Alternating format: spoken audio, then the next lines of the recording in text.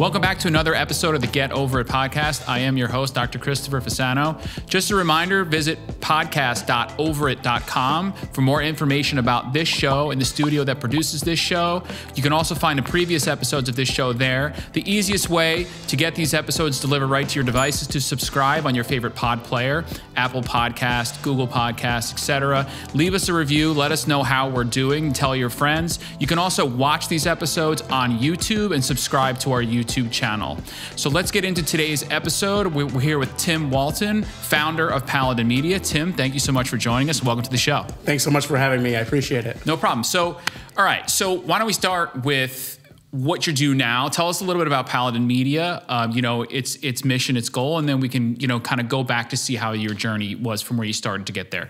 Sure. So Paladin Media is a efficient solution for social media marketing for small businesses in the 518 and beyond. Okay. I created this company about a year and a half ago, and it's just blossomed. Okay. So the 518 being the Albany area, I just remind people if they're listening to this show that might not be from this area, are you exclusive working with people in this area? Or if someone from Texas is listening to the show and looking for help, can you help them out as well? Yes, I can help anyone pretty much anywhere. I built Paladin Media to be completely remote as much as possible, and we are a great solution. Okay. So in the world of social media, which we know here, Overit is a marketing agency. Anyone in the game of marketing knows that social media is essential to your brand, to your presence online. I'm curious how you got into that game. Take me back to a younger Tim, if you will. You look like a young guy. I grew up in a time where social media did not exist, so I got into it just because it was cool, and then realized and leverage it now for the power of business. How did you get into that world? Tell me a little bit about that journey. So I got into social media about 5 years ago, starting my first official social media influencing account called Tim's NY Kitchen. Okay. And I would go around to restaurants anyway, just, because I enjoy food. Because you're a foodie. Yep. Yeah, I'm a foodie. Same. And I would actually make recipes out of my home kitchen in the beginning. Okay. And then as I was going around to restaurants, I'm like, hey, there's a need to showcase restaurants in my hometown, Schenectady, okay, and in the capital region. Okay. So then I started posting photos, and I started catching on a following. And during my full-time job, I was consistent and constantly posting stuff, and I gathered a following over time. So always interested in people that take to social media, to do something like that. Right. Like I always think, is it? And then you meet them in person. So is it was it a reflection of your personality? Were you always the type to want to engage with other people? Do you know what I mean? Yeah. Or is that not your personality at all? Sometimes I find it's the opposite. Some people who are really, really big out on social, when you meet them and they tell you, no, I hate being around people. I hate being out in public, but that's my outlet to do that. So which one was that for you? I'm curious. I love being around people. Okay. I love networking. I love different walks of life, okay, learning people's stories. I've always been a people person. Okay. Just walk up to anybody, strike up a conversation. Okay, so it was a natural thing then for you to do. Yeah, pretty much just natural. So you said that say it again, the handle for that kitchen, it's Tim's NY Kitchen. Okay, so you said recipes. I'm just curious because I'm a big cook. Okay. So you had started it with creating your own recipes and then posting them, or you went around, got inspiration and then did it? What was the? So in the beginning, I would post my own recipes, and I've been cooking for a long time, since a young age. I grew up in a household with my mother and grandmother. Okay. And they taught me how to cook, and I have a very diverse family. Okay. And grew up in a very diverse neighborhood. Okay. So all those things compounded led me to learn different recipes from different cultures, and I just enjoyed cooking. Where did you grow up? I grew up in Hamilton Hill in Schenectady. It's a neighborhood in Schenectady. Okay, so you're from Schenectady, New York. Correct. Okay, all right. So, and talk to me a little about that diversity in your family. What is the background of your family? Where are you guys from? You born here? You have I'm an Italian American. What is your roots? I'm of mixed race background. Okay. So I was born in Schenectady. So my mother's side, we're African American. We have actually Mohawk in us. Okay. And my father's side, Polish and Irish. Okay. So where I'm going with that is with Cuisine, it sounds like there's a lot of different influence. So do you have is there a certain type of meal you cook best? Is there a certain type of cuisine you cook best? Or do you have like these secret family recipes or things like that? Or is it? So one of the best things that comes to mind is my fried chicken. Okay. I make an excellent fried chicken. Man, I love fried chicken. It's one of my most favorite things. Yeah, I take my time with it, show the love, cast iron skillet, That's how you the whole gotta do night. it. Cast iron skillet's the best. Yes, Nice, yes. like seasoned cast iron skillet is the best. Right. So then you took to social, you did that, and then you went out. You like food, you go out to restaurants. And so that just caught on. You said like people just started following and people were like, hey, this is a cool concept. Did you have to get buy-in from restaurants? Were they okay with that? Like, how did that work? Were they all right with you just coming in and then writing about them? I'm sure they get, some free sort of promotion in that way, right? Yeah, but at first, the restaurants didn't even know. I would just come in just as a patron in the beginning. I see. And I would just take food photos and write about it. And then it caught on. And like somebody told me a story last week. He's a bartender. And he said he was talking to his staff when he first learned of me and said, who is this guy? Who's Tim's New York Kitchen? Who is this guy that keeps posting our stuff? And it's funny that you mentioned that. Him and I were talking about it last week. But after a while, that's funny. It just caught on, and I was actually on the cover of Discover Schenectady's tourism guide 2 years ago. That's cool. So do you get restaurants, they reach out to you now or no? Is it just more like wherever you're going to go? I mean, you still actively doing this even with the business or no? Do you have this still active? Yes, the account is still active. I've just started getting into it more again because I'm balancing so many things between the Tim's New York Kitchen, Paladin Media. I have so many Facebook groups that I manage and admin. So let's talk about that a little bit. So this is your first foray into what we're called like sort of influencer marketing or getting on social and doing this. So then you think this is a cool concept. This is working for me. You start other ones. Is that what you do? Or what's your next step here? This is before you launch the company. So how do you start growing this sort of new passion of yours? So I started growing it. I was laid off my job. Okay. Because of COVID. Okay. So that actually pushed me. I wanted to start my own business, but that actually pushed me. And what was that job? What were you doing previously? Was it marketing or no? I'm the former assistant director of IT for Proctor's. Okay, so that's a completely different situation. Right. Okay.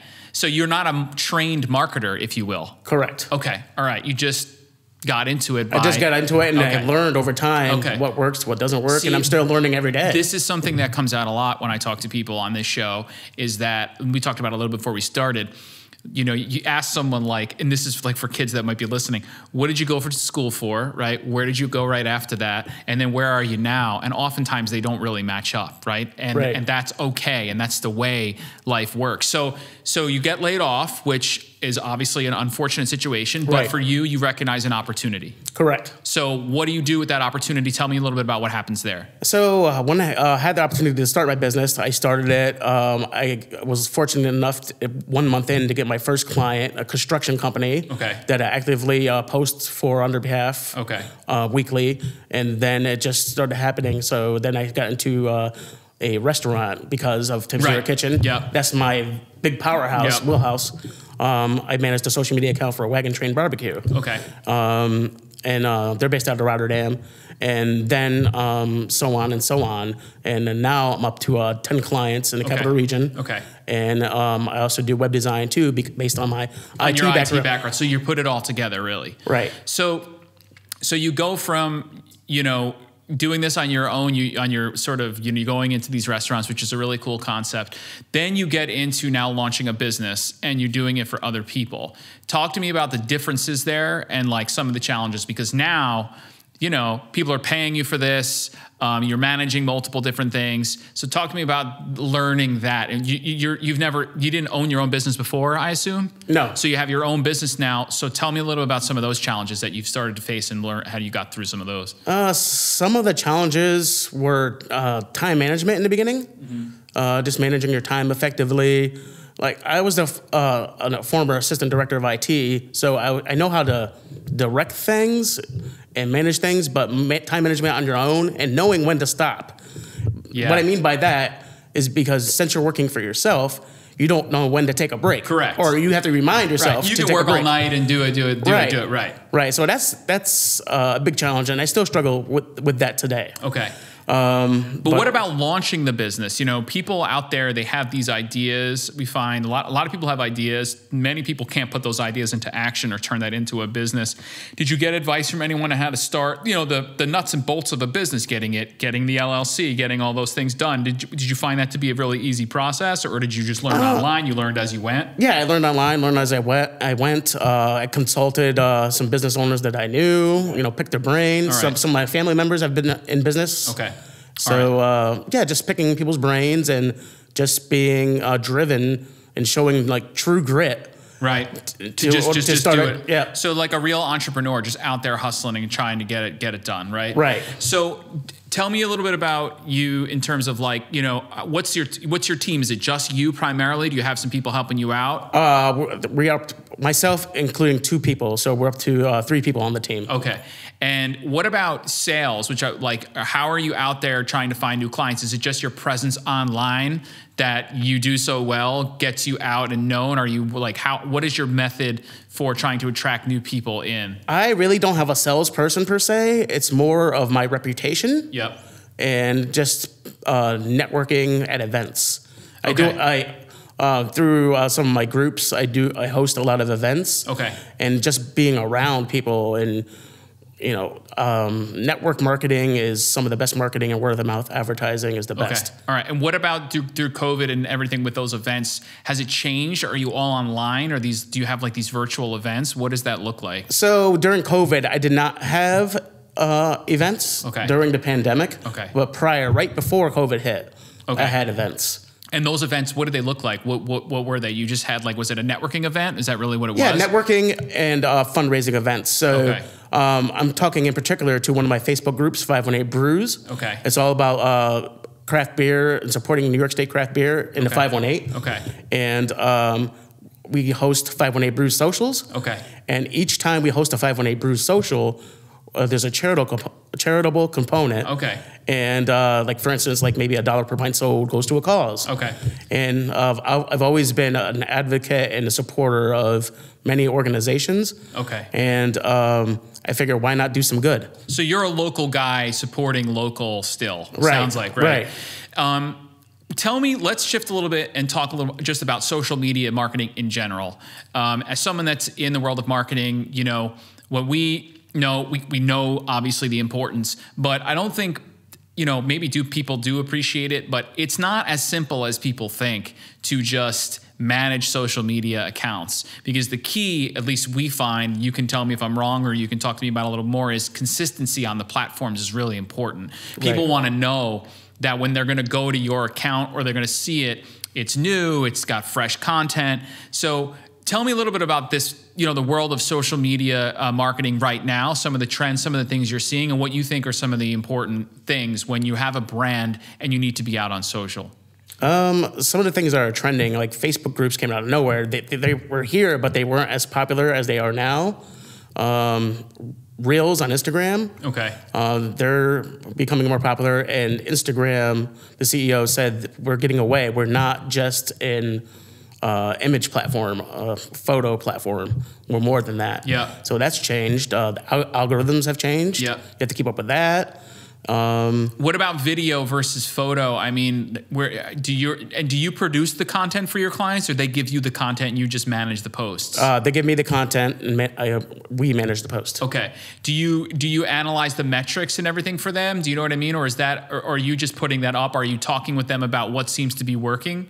Yes. Okay. Yep. All right. So do you see any trends or anything that you feel like works better? Like our videos we know videos do better than images. Do you see any of that, particular types of content? Well, yeah, videos definitely do better than photos, but it depends on the photo too. That's true, right? It depends on what the image is. Yeah, and what the subject matter is as well.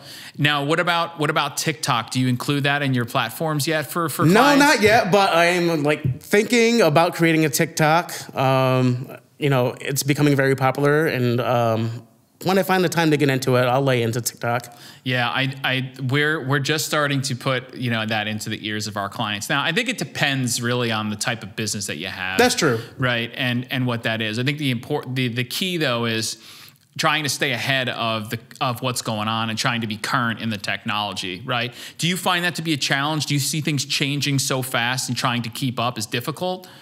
No, not really, because social media, as far as that aspect goes, is similar to IT. IT constantly changes, so I'm used to changing things that change rapidly, and being that I have an IT background also. I spent a lot of screen time, so it's basically the same. It's not the same, but I'm on the screen constantly the same way I would be on the screen constantly with IT. All right.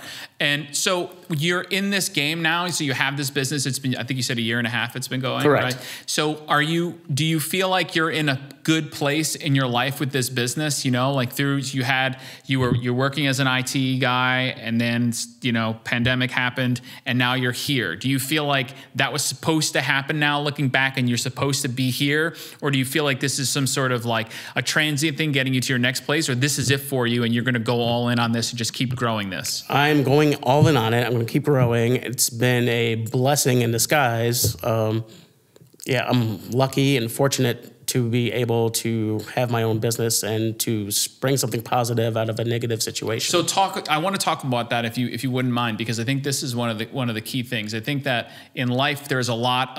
I always say life is a perpetual rainstorm, but there's always rain. And you have an umbrella, and sometimes the umbrella works. Most of the time it's broken or the wind catches it and it's rain.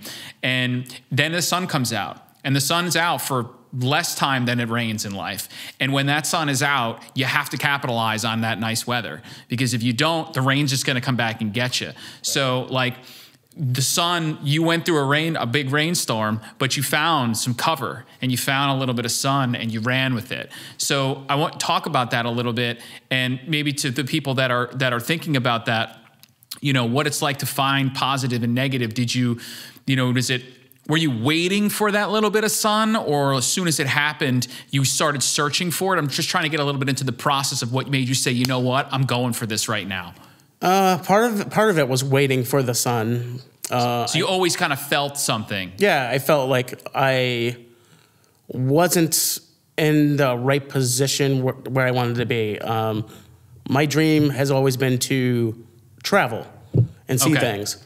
And part of my company is I have the ability to work remotely, and now I have the chance to travel more. I see. Okay, so that's great. Yeah, exactly. So and you can do this from anywhere you want, right? Right, correct. So you always sort of felt like there was something else that you should be doing, and you took to this outlet with the kitchen idea as a way to sort of get you that feel, right? To get something going in you. I think a lot of entrepreneurs and people with ideas and do it this way. They have what they have, like a day job, and then at night they're doing something else, right? Or they're like, you know, I podcast forever. I've been podcasting for a decade, and I always had, that was never ever my primary job. I would do it at night, and you know, most of the time it wasn't for money. I just did it because I liked it. Right. But I knew I was good at it, and I knew that it was fun for me and I could contribute. But I always was waiting. You know, most people are.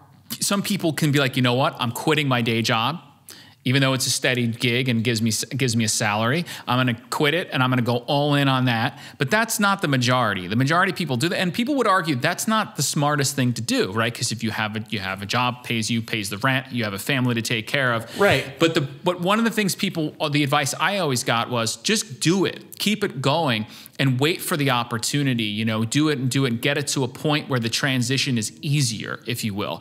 In your case, you were forced to make that. You were forced to make the decision, but you had it going, right? Do you think that if COVID didn't happen, would you still be where you are? Maybe not right now, but you think you would have eventually gotten to where you are now?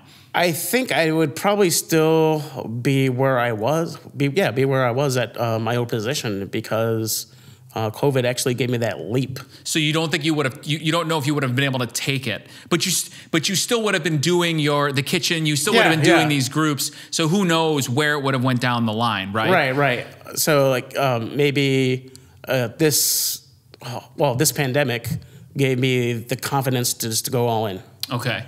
And so with that, like you mentioned, you love travel. And you mentioned that you're going on a trip, a pretty in-depth trip. So talk us about the trip and what inspired this journey you're about to go on. I've always loved to travel, and what inspired the trip is that I'm a goal seeker, and I've been to a lot of states, but I want to knock off 50 states. So this is within the U.S. travel? Within the U.S. travel. But I am not going to go to Alaska or Hawaii. But by the end of this trip, I aim to have visited 48 states.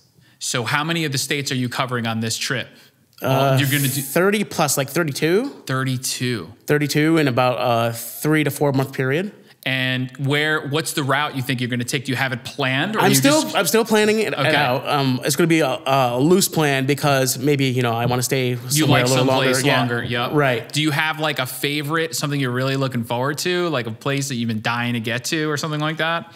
I'm excited to go back to Chicago because I love Chicago. Me too. A lot. Yeah. I'm excited to go visit family in California. Okay. We'll see them again.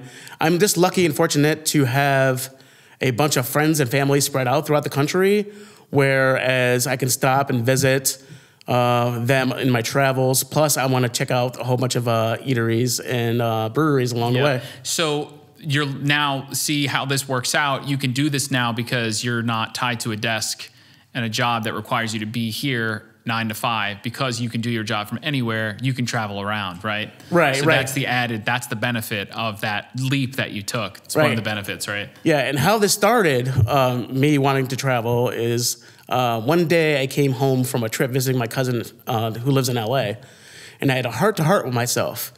I was sitting on my front porch, just relaxing, and I said, what would I like to do for the rest of my life if I could do it?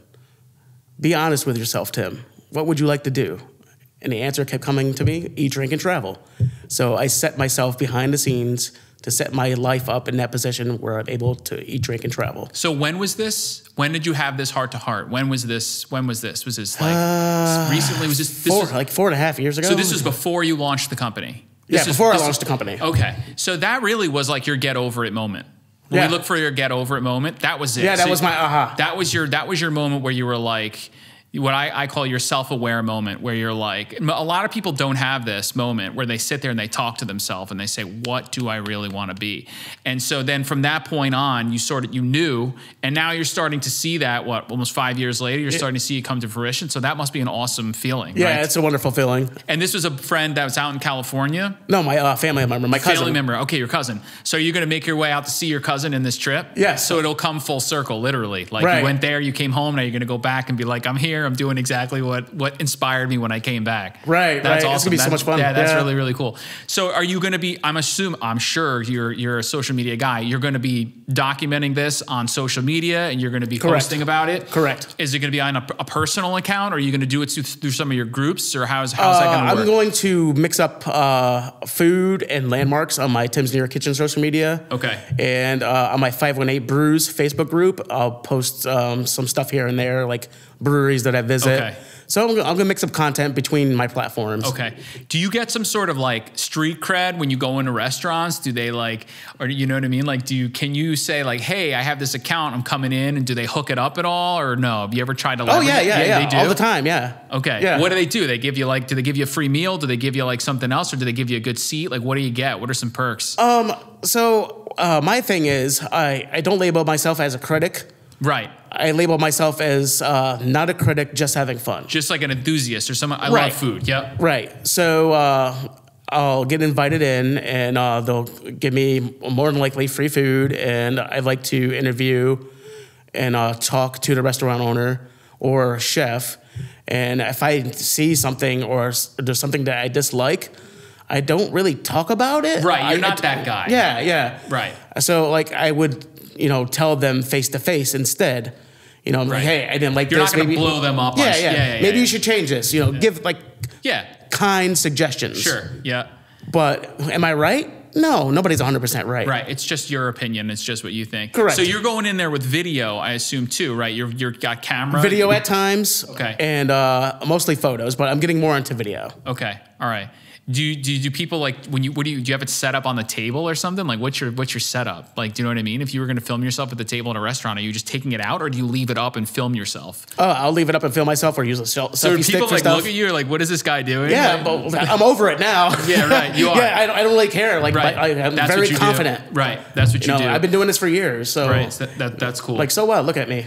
I don't care. So you pick the places you want to go, and then you find restaurants within those areas, and you go try them out, or do you do it the other way around? Do you let the food guide the journey, or the journey and then the food follows along? A little bit of both. A little bit of both. Yeah, a little bit of both. So you have like restaurants in mind that you want to try, and Right. you make sure you make your way there. Right. All right. Any particular types of food that you love that you gotta try, that you really really like? You know, because some are indigenous to certain states that would be ideal. Like Texas, you know, if you like barbecue, like that's the jam. Yeah, like for instance, yeah, Texas barbecue, like LA, all the Mexican scene tacos. Yeah. Same in Texas. There's a huge Mexican scene, Yeah. Mexican food scene. Yeah. I've been to Chicago a number of times. I talk about it because I've like tried many of their staples. I've tried like 7 deep dish pizzas. I've been to Philly. I've tried like What's your different stance on a deep dish? Are you a deep dish guy? I'm not a deep dish guy. I love deep dish, but my favorite Chicago pizza is Pequod's Pizza, and it's kind of like a mix between a deep dish and a Detroit style pizza.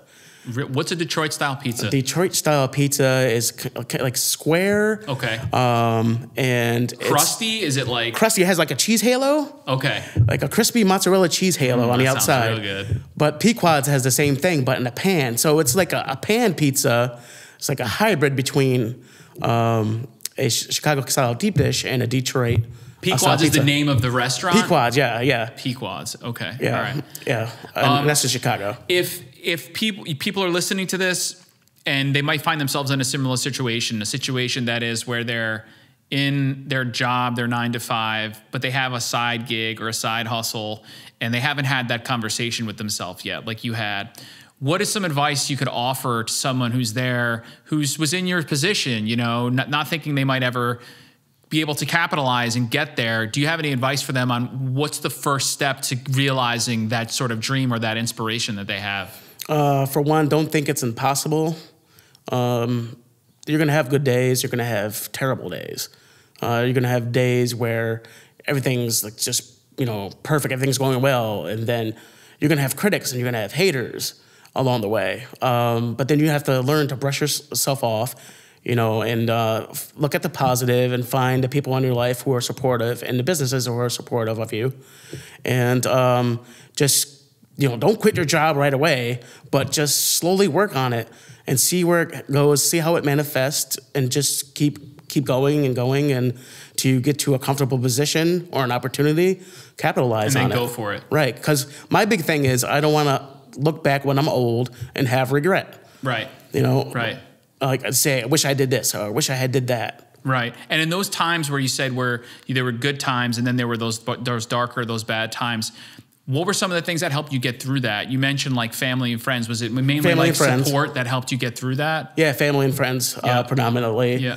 And they helped you just stay on track and just say, hey, Tim, like keep going, man. You got it. Like, is that what it was? Just that reinforcement? Yeah, that reinforcement. And you find out who, especially in hard times, who your true friends are and who your so-called associates are. Yeah. I'm sure a lot of business people have went through the same thing. Yeah. And so you are a local guy, started a local gig that was in the local where you live, and now you're about to get on the road and expand to outside of your locale to see the rest of the country and bring what you have done here locally out and about. I think that's a pretty cool story, and it really demonstrates like that 4.5 year ago moment with yourself, your get over it moment, how that really has pushed you, and now you're on that path. That's a really cool story, man. I'm really, really happy to hear that it's working out for you. Thanks so much. So Tim, thanks so much for joining the show, man. For everyone out there listening, for more information about Tim and his business and all the things we talked about today, they'll be right there in the show notes. If you want to show your support, we'd appreciate leaving a review or subscribing to your favorite pod player.